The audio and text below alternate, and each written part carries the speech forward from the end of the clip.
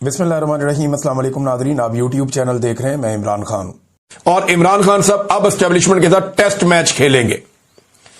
اس سے پہلے کبھی T20 چل رہا تھا، کبھی ون ڈے چل رہا تھا۔ اب ایسا لگتا ہے کہ عمران خان صاحب نے جو پچھلا ٹویٹ کیا ہے نا، جس میں عاصم منیر صاحب کو انہوں نے لگاتار ٹارگٹ کیا ہے اور پاکستان کے فیلڈ مارشل عاصم منیر صاحب کے بارے میں وہ باتیں کھل کر کہی ہیں جو کوئی کہہ ہی نہیں سکتا۔ کوئی لیڈر کبھی یہ جرت نہیں کر سکتا تھا جیسے عمران خان نے کھل کر بات کی ہے۔ سارا الزام ان کے اوپر دیا کہ جناب یہ بندہ رسپانسبل ہے اور یہ اس وقت ملک میں انہی کا قانون سکہ چل رہا ہے، جو دل کرتا ہے وہ کر رہے ہیں اور سب دو نمبری ہو رہی ہے پاکستان میں۔ تو عمران خان صاحب جتنا کھل کر فیلڈ مارشل عاصم منیر کے خلاف بولے ہیں، یہاں سے ایک بات سمجھ آ رہی ہے کہ عمران خان کو جلدی کوئی نہیں ہے۔ اب وہ ایک لمبا ٹیسٹ میچ پاکستان کی اسٹیبلشمنٹ کے ساتھ کھیلنے جا رہے ہیں۔ اللہ تعالیٰ نے عمران خان کو لمبی زندگی دی، اللہ تعالیٰ سب کو اپنے حفظ و امان میں رکھے۔ تو ایک بات آپ میری لکھ کر رکھ لیں کہ پاکستان کی ساری اسٹیبلشمنٹ مل کر اعصاب کی لڑائی میں اپنے سارے ہمدردوں کو بھی اکٹھا کر لے، یہ عمران خان سے نہیں لڑ سکتے۔ یہ اس قابل ہی نہیں ہے اس کے سامنے بولنے اس معاملے میں۔ اعصاب کی لڑائی میں عمران خان ان سب کا باپ ہے، وہ ان سے اعصاب کی لڑائی نہیں ہارتا، یہ بات بالکل کلیئر ہے۔ ایک اور چیز ناظرین میں آپ کے سامنے رکھتا ہوں، اور اب آہستہ آہستہ سارے اعتراف کر رہے ہیں، چیزیں آہستہ آہستہ بتانا شروع ہو گئے ہیں۔ جیسے زرداری صاحب ہیں، ان سے بات کرتے وہ کہتے جیل تو میں نے کاٹی ہے، عمران خان صاحب کو تو ہوا ہی کچھ نہیں۔ شریف خاندان سے پوچھا، وہ کہتا جی، کوئی کہتا جی فرائی پان سے ہم کپڑے استری کرتے تھے، کوئی کہتا جی سخت ترین جیل ہم نے کاٹی تھی، بڑی تکالیف ہمیں ہوئی ہے۔ تو اس کے بارے میں لوگ کیا سوچتے ہیں یہ زیادہ امپورٹنٹ ہے۔ یعنی ہر ایک کی اپنی اپنی کہانی ہے کہ میں نے یہ کر دیا تو میں نے وہ کر دیا، یا بہادری کے بہت بہت بڑے دعوے کرنے والے لوگ ہیں۔ کئی لوگوں کا انتخابی نشان جو ہے وہ شیر ہے، اور کام جو ہے وہ ہر دفعہ وہ دوڑ جاتے ہیں، ہر دفعہ جو ہے وہ ڈیل کر کے دوڑ جاتے ہیں، اور ڈیل بھی کرتے ہیں اسٹیبلشمنٹ سے جو انہیں مارتی ہے۔ یعنی اسٹیبلشمنٹ انہیں مارتی ہے، اس کے بعد اسٹیبلشمنٹ کے ساتھ ہی ڈیل کرتے ہیں۔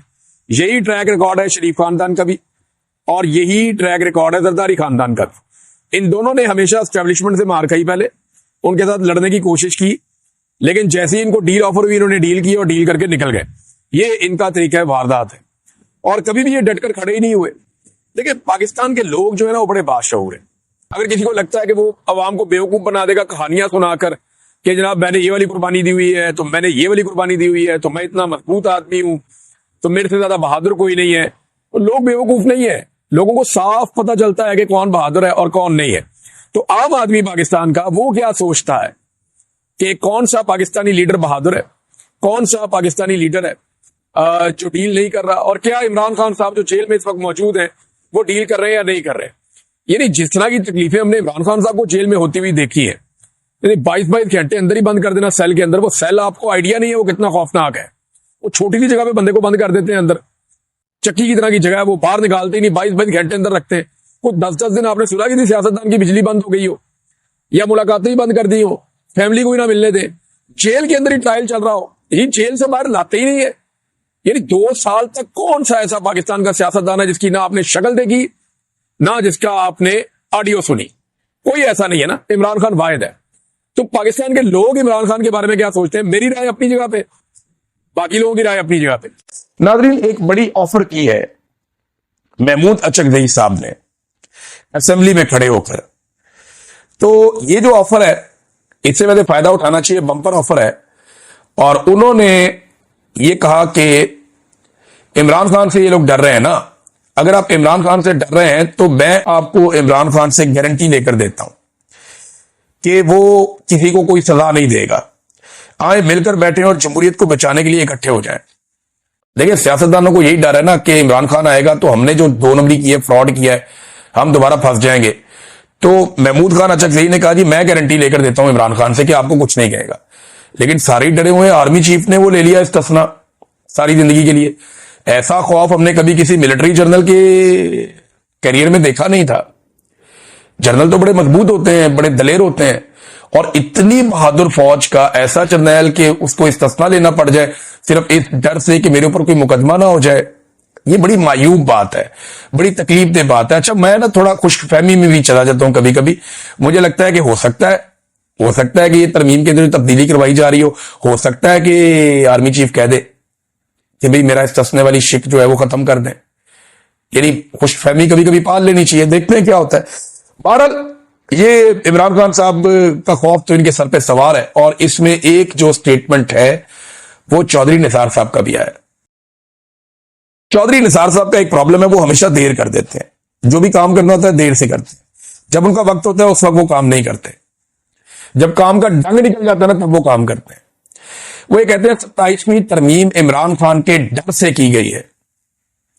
जिस बात का डर है वो मुझे मालूम है, लेकिन मैं अभी बता नहीं सकता, मुनासिब वक्त पर बताऊंगा। चौधरी निसार, ये खबर जो है ये कामरान वहीद साहब ने ये खबर जो है वो दी है और उन्होंने इसके बारे में दावा किया कि चौधरी निसार अली खान साहब ने ये बात की है। नाज़रीन, आखिर में 27वीं आईनी तरमीम के हवाले से मैं आपको पढ़ के सुनाता हूं। पाकिस्तान तहरीक इंसाफ ने एक ताज़ियती बयान जारी किया है, तो बड़ा इंटरेस्टिंग है।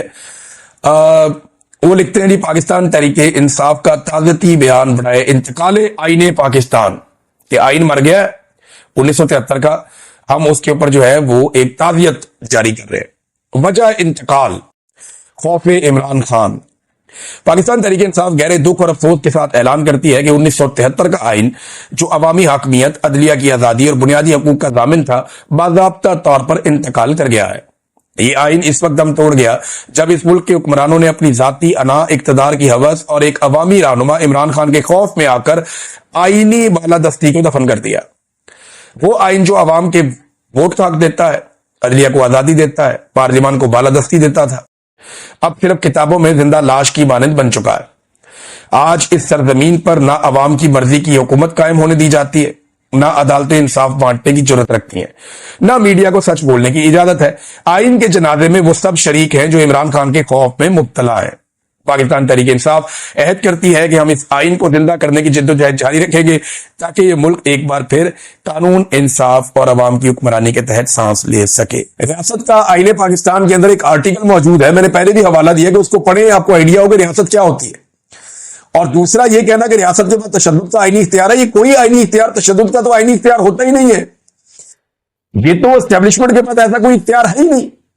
एस्टेब्लिशमेंट कहते किससे है? मिलिट्री इंटेलिजेंस, मिलिट्री एस्टेब्लिशमेंट है ना। एक्चुअली फौज के चंद आला अफसरान और उनके साथ चंद लोग बैठे हुए एक इकट्ठ सा बन जाता है, इसको एस्टेब्लिशमेंट कहते हैं। नॉर्मली ये आर्मी चीफ ही होता है, जो फैसला आर्मी चीफ ने किया वही एस्टेब्लिशमेंट का फैसला है।